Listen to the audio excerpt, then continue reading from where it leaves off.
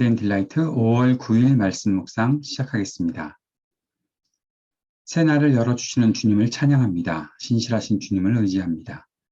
사랑하는 주님의 말씀을 품고 주님 나라의 복을 누리기 원합니다. 성령으로 우리를 충만하게 하시고 주님께 더 가까이 나아가게 하옵소서. 주님, 세상이 전쟁과 분열을 그치고 죄악에서 떠나게 하옵소서. 몸과 마음과 삶의 아픔을 겪는 이들에게 긍휼을 베푸시옵소서. 하나님 나라의 공의와 평화와 사랑이 이 땅에 가득 임하게 하옵소서. 예수님 이름으로 기도합니다. 아멘.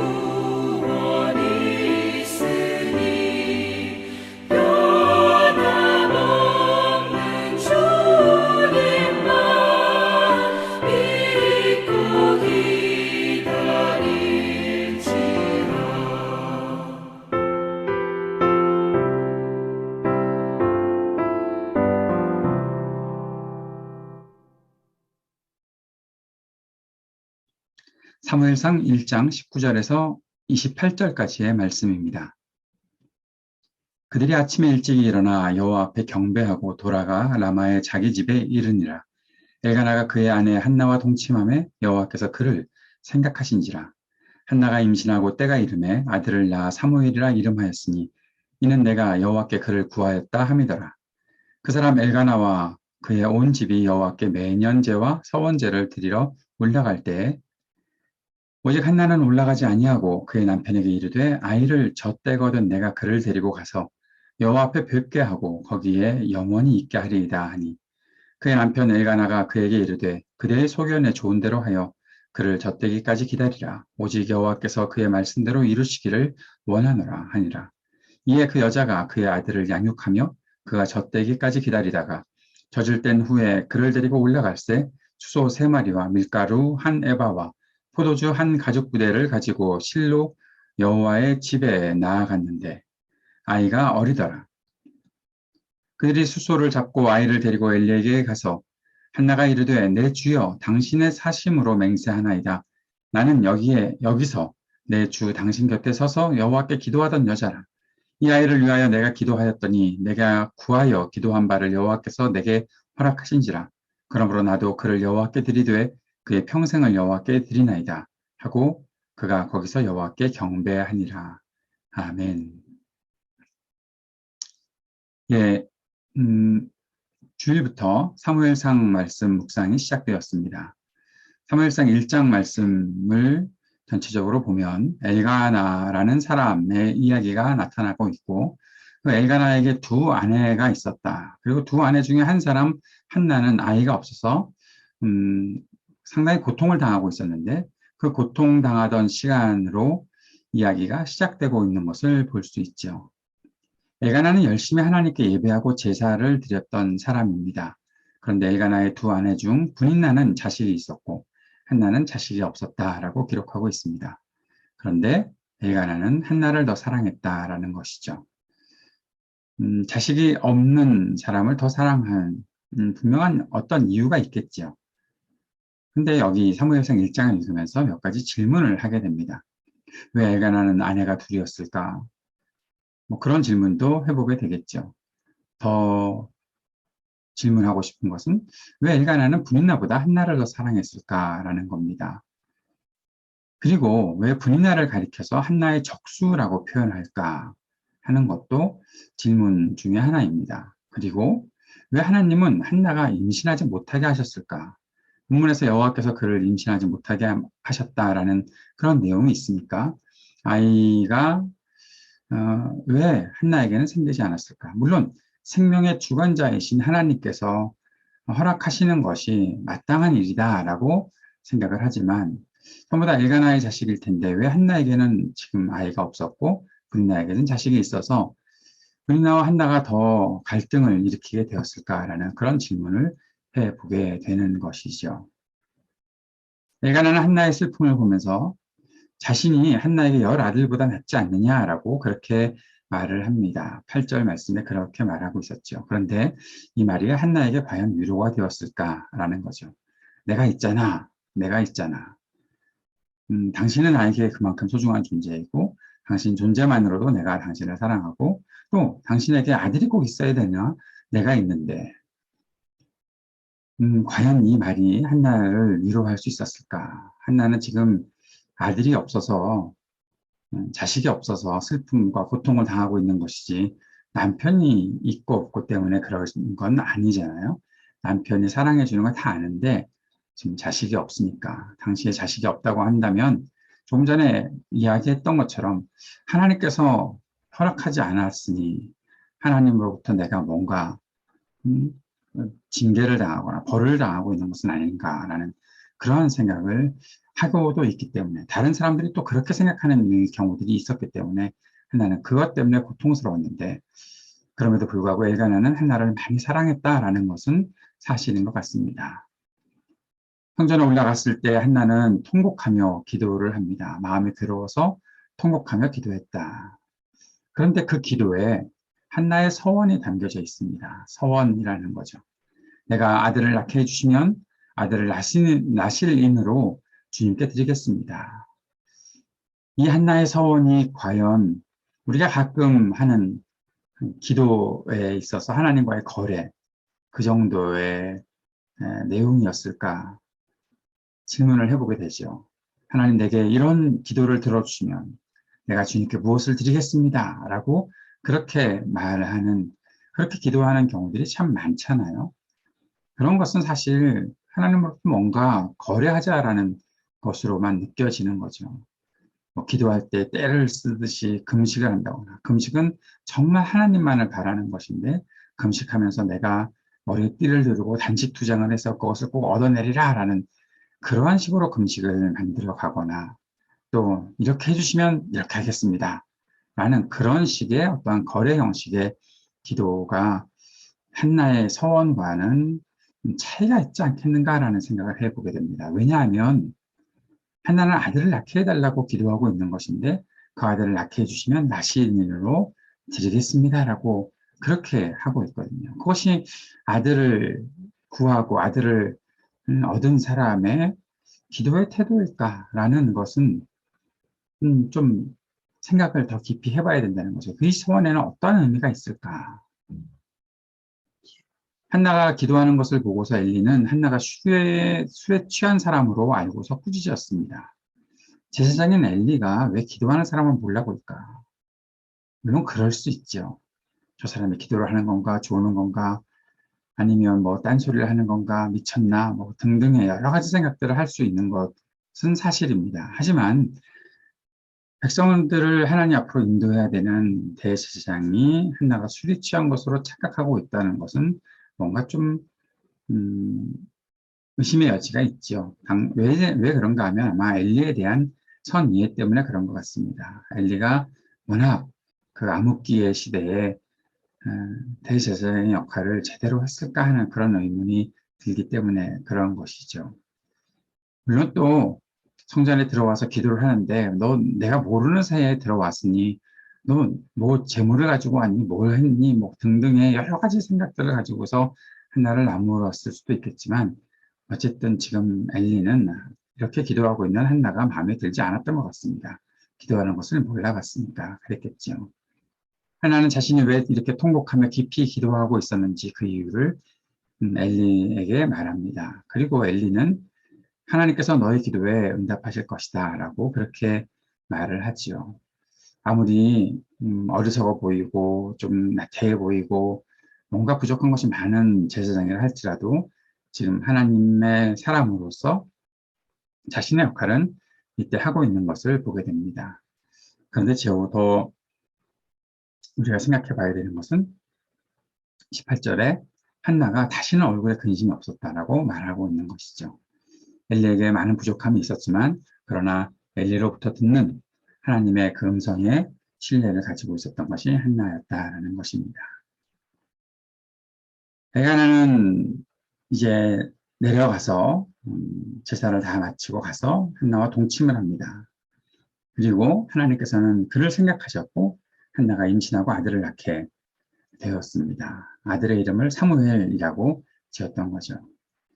한나는 이제 아들을 낳고 나서 또 매년 제 서원제를 드리러 올라갈 때 나는 지금 올라가지 않겠다라고 얘기합니다. 왜냐하면 아이를 잘 양육해서 하나님께 드려야 하기 때문이죠.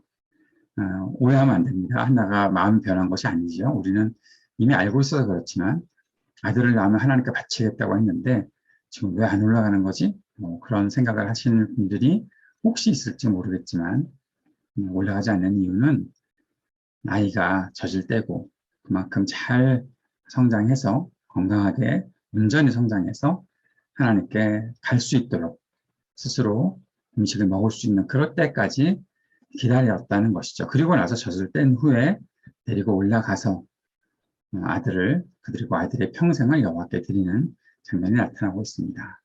나시린으로 드리는 것이죠. 이 나시린은 하나님을 섬기는 일에 완전히 헌신한 사람을 말합니다. 술을 마시지 못합니다. 머리카락을 잘라서도 안 됩니다. 아까도 말씀드렸지만 한나가 단순히 기도 응답을 받기 위해 거래하듯 서원한 것은 아닌 것 같습니다.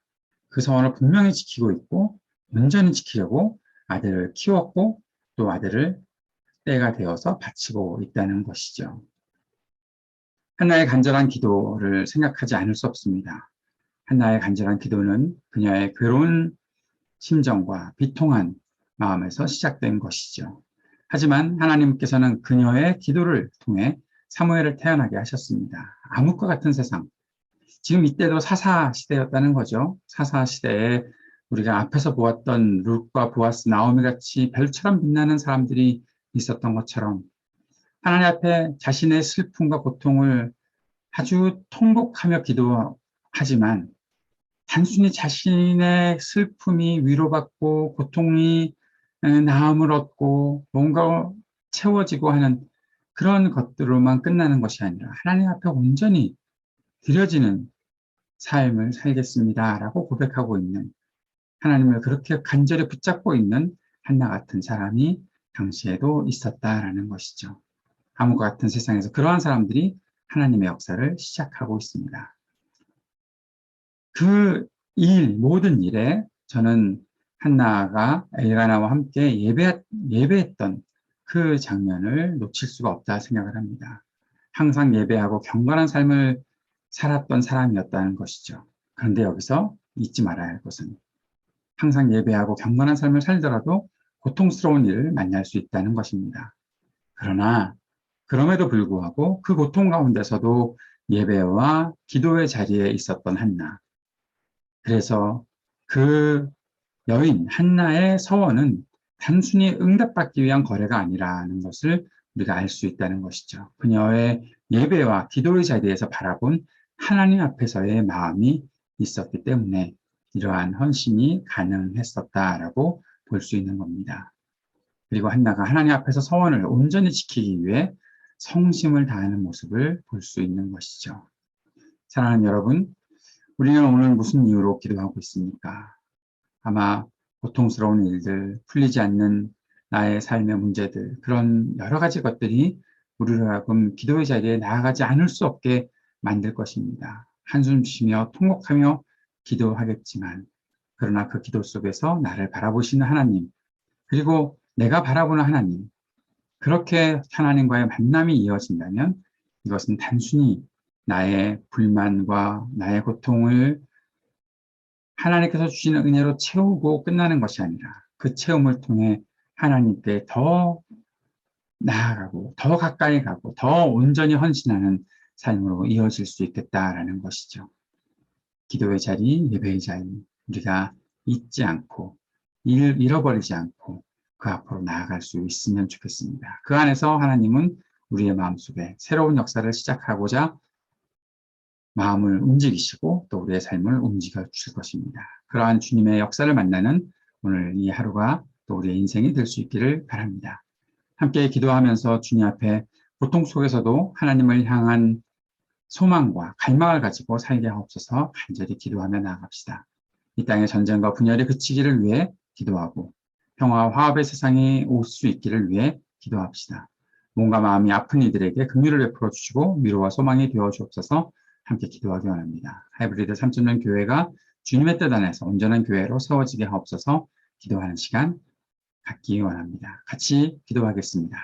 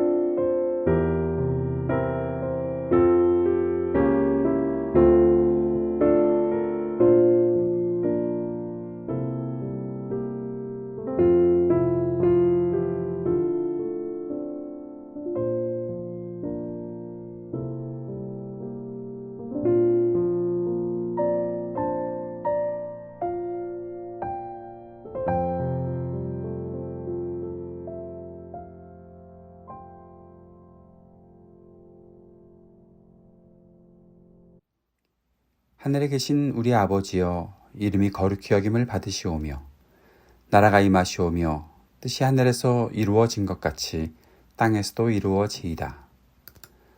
오늘 우리에게 일용할 양식을 주시옵고 우리가 우리에게 죄 지은 자를 사하여 준 것 같이 우리의 죄를 사하여 주시옵고 우리를 시험에 들게 하지 마시옵고 다만 악에서 구하시옵소서. 나라와 권세와 영광이 아버지께 영원히 있사옵나이다. 아멘.